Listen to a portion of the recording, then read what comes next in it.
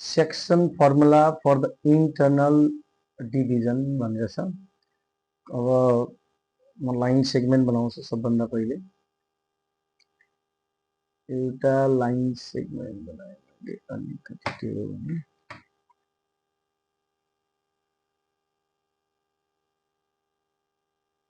मेरो line segment बनाएँ। यो लाइन सेगमेन्टको एउटा इन्डलाई मैले ए भने, अर्को इन्डलाई चाहिँ बी भने। अब यो लाइन एबीलाई एम रेसियो एनमा डिभाइड गर्ने, रेसियो मैले एम रेसियो एन लिएको छु। if A be the position vector of point A, B be the position vector of point B, and P be the point which divides AB in the ratio M ratio N भन्दा हामीले भनेको M ratio N लिएको छौँ।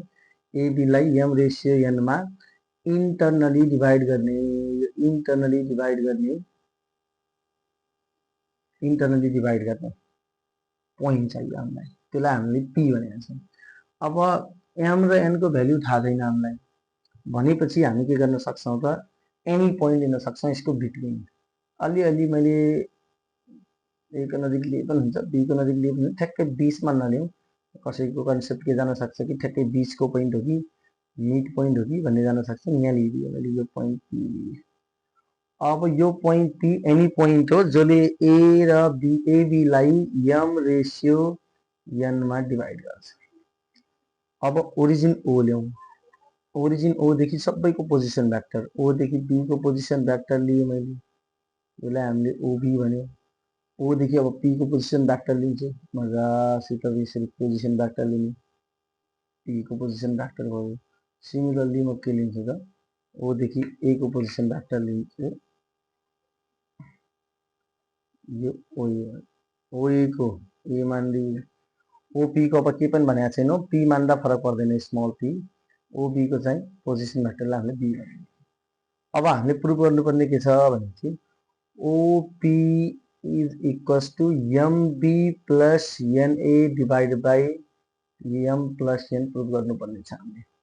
Position vector of any point P which divides the given line AB in the ratio M ratio N internally, त्यो पोइन्टको position vector लेख्नुपर्ने छ।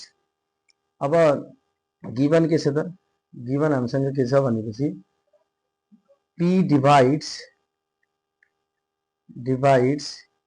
AB internally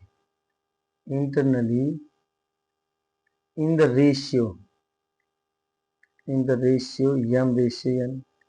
prove गर्नुपर्ने के छ, त्यो प्रुभमा प्रुभ गर्नुपर्ने के छ त, त्यो डिभाइड गर्ने पोइन्ट P को पोजिसन भ्याक्टर कसरी निकाल्न सकिन्छ त, MB plus NA divided by M plus N गरेर निकाल्न सकिन्छ। उसको प्रुफ सुरु गरेँ मैले, सिन्सबाट सुरु गर्छु। Since P divides AB internally in the ratio M ratio N मा डिभाइड गर्छ भनेपछि एपी भनेको यो लाइन सेगमेन्ट एपी र यो पीबी को रेसियो क्या होला त, एम रेसियो एन होला। एपी र पीबी को रेसियो कति होला त, एम अपन एन होला। अब हेर्नुलाई फिगर राख्छु म, अलिकति माथि गएर अलिकति तल ल्याउँछु, काम गर्छु। अब यहाँनिर हेर्नुलाई म क्रस मल्टिप्लाई गर्छु, एन यता जान्छ अनि यो ओपीबी यता जान्छ। N times AP is equals to M times PB. अब यो इक्वल टु त इक्वल टु भयो, भ्याक्टरमा पनि यो के हुन्छ त इक्वल हुन्छ। स्केलरमा मात्रै नभए भ्याक्टरमा पनि इक्वल हुन्छ, किनकि एपी र पीबी को डाइरेक्सन के छ, सेम छ। हेर्नुहोस् त, एपी को डाइरेक्सन र पीबी को डाइरेक्सन के छ त, सेम छ। दुईटै तल तल गइरहेको छ, डाइरेक्सन सेम छ।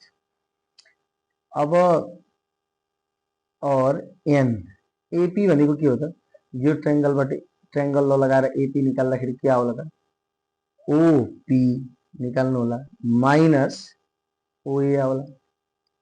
अनि सिमिलरली एम टाइम्स यो के होला त, ओबी माइनस ओपी होला। निकाल देखाइदिन्छु म डबल टिक गरेको ट्रायंगलमा हेर्नुहोस् त एपीओ मा हेर्नुहोस् त ल म एपी निकाल्छु है AP vector is equals to A देखि पी मा पुग्नु पर्यो ए देखि ओ मा जानु पर्यो प्लस ओ देखि पी मा जानु पर्यो ट्रायंगल लले हुन्छ ए देखि कहाँ जाने ए देखि यहाँ जाने त्यसपछि यहाँ देखि यहाँ जाने एपी निकाल्दाखेरि त अब त्यसो भनेपछि त हामी के गर्न सक्छौं ओपी लाई अगाडि लेख्दियौं एओ को सट्टामा माइनस ओए लेख्न मिल्यो हेर्नुहोस् त के आयो त ओपी माइनस ओए आयो जसरी ट्रायंगल लगाएर हामीले एपी को भ्यालु निकालेको सिमिलरली पीबी को भ्यालु पनि त्यसरी नै निकालेको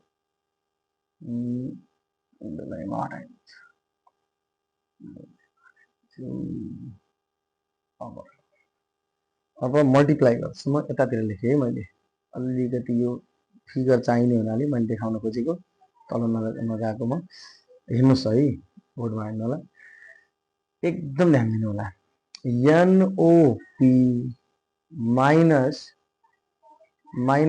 NOA is equals to MOP time minus MOP value राख्दा पनि सजिलै हुने हो ल राख्यो एन यसको ठाउँमा के राख्ने हो त small P minus N small A is equals to M small B minus M small P अब पीपीहरूलाई कलेक्सन गरेँ मैले एन पी यो माइनस एमपी यता आयो माइनस एमपी यसलाई यता ल्याएँ मैले प्लस के भयो त यो एमपी अनि राइट साइडमा के भयो त एमबी प्लस एनए भयो अब के कमन आयोबाट पी कमन आयो पी भेक्टर के बच्यो त एन प्लस एम बच्यो के भयो त यो एम बी प्लस के भयो त एन ए भयो अब हामी क्रस मल्टिप्लाई गर्न सक्छौं यसलाई कोलाई एन प्लस एम लाई भनेपछि म के लेख्छु त यहाँ P vector is equals to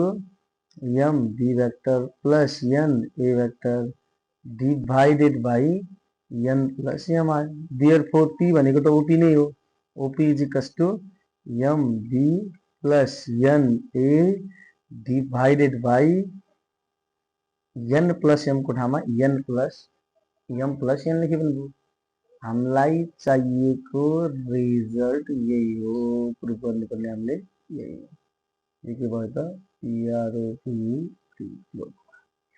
theorem 2 पनि प्रुफ गर्यौं external division section formula for the external division AB भन्ने लाइन सेगमेन्टलाई कुनै पोइन्ट पी ले एम रेशियो एन मा डिभाइड गर्छ भनेपछि त्यो डिभाइड गर्ने पोइन्ट पी को पोजिसन भ्याक्टर निकाल्ने फर्मुला ड्राइभ गर्यौं OP equals to MB plus NA divide by M plus N important छ ध्यान दिनु होला एप्लिकेसन बढी सोध्छ थ्योरम भन्दा पनि 4 मार्क्समा चाहिँ थ्योरमै सोध्छ सोध्ने वे चाहिँ फरक हुन्छ रिफ्रेश गरेर सोध्न सक्छ एबी को सट्टा पीक्यू आउन सक्छ डब्लुएक्स आउन सक्छ वाइजेड आउन सक्छ जे पनि आउन सक्छ तर टेक्निक चाहिँ यही हो यो भन्दा अरु टेक्निकहरु पनि छन् ट्रायंगल लगाएर एड गरेर यसरी पनि हामी गर्न सक्छौं तर लेन्थी हुन्छ यो इजिएस्ट वे हो त्यही भएर मैले यही मेथड शेयर गरेको थ्यांक यू सब्स्क्राइब गर्न नबिर्सिनु होला है